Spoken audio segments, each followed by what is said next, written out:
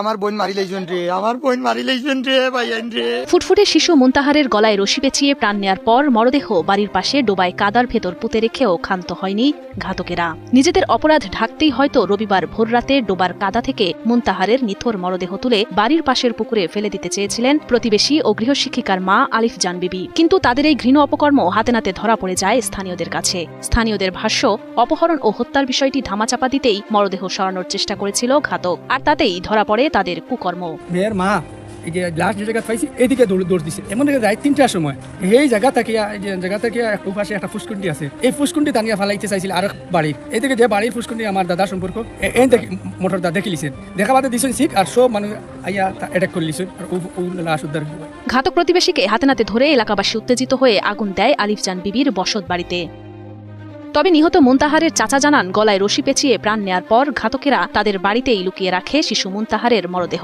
পরবর্তীতে মুনতাহার নিখোঁজের বিষয়ে তদন্ত শুরু হলে ঘাতকেরা মুনতাহারের মরদেহ বাড়ির পাশে ডোবায় কাদার ভেতরে পুঁতে রাখার চেষ্টাকালে স্থানীয়দের হাতে ধরা পড়ে ঘাতক আলিফ জান বিবি। গরিব মেয়ে সোয়াল করে খায়, তার মেয়ে একটু এসএসসি পাস, আমার বাতিদের টিউশনি হইতো বাদে এটার বাপ মঙ্গি বালা গেছেন, আমার সাথে তুমি না করছেন, আমার মেয়েরা আমার যে মাস পুরা পড়তে লাগতো না ও আর এরপর থেকে আমার বাতিজির ড্রেস ফালাইছে। এরপরে বড় আর একটা বাতিজি আছে, এটা শুরু করছে। এই মেয়েটায় যে মেয়েটাকে সন্দেহমূলকভাবে ধরে নিয়ে আসছে, এই মেয়েটায় প্রাইভেট পড়াইতো এই ছোট বাচ্চাটায়, পরে ওর বাপ ওকে পড়াশোনা থেকে বার করে দিচ্ছে। আলিফ জান বিবি শিশু মুনতাহারের প্রতিবেশী, ভিক্ষাবৃত্তি করেই তার সংসার চলত। আলিফ জান বিবির মেয়ে শামিমা আক্তার মার্জিয়া মুনতাহারের গৃহশিক্ষক ছিল।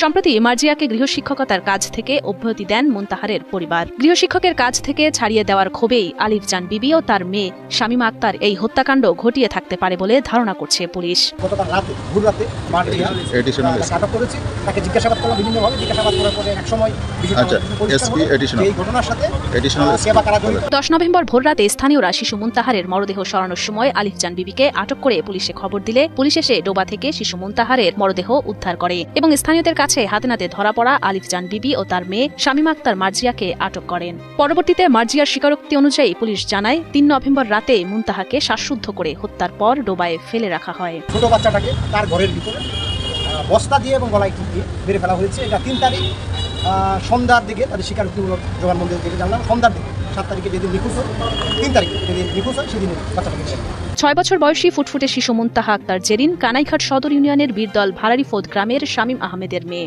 গত 3 নভেম্বর বাড়ির পাশে খেলতে গিয়ে নিখোঁজ হয় শিশু মুনতাহা। সেই থেকেই তার সন্ধান পায়নি পরিবার। শিশু মুনতাহার নিখোঁজের বিষয়ে কানাইঘাট থানায় একটি সাধারণ ডায়েরিও করা হয়। এমনকি নিখোঁজ শিশুটির সন্ধান চেয়ে সামাজিক যোগাযোগ মাধ্যমে বিভিন্ন পেজে পোস্ট দিলে তা আলোড়ন ফেলে পুরো দেশ জুড়ে। অবশেষে 7 দিন পর বাড়ির পাশের ডোবায় মিলল ফুটফুটে শিশুটির মরদেহ।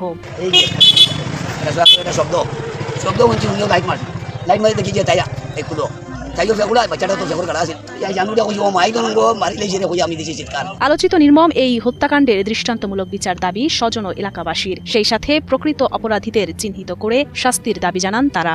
এমন শাস্তি হোক যেহেতু পৃথিবী মানে গোটা পৃথিবী দেখিয়া বলতো যে এই ধরনের কাজ করার সাহস পাইতো না।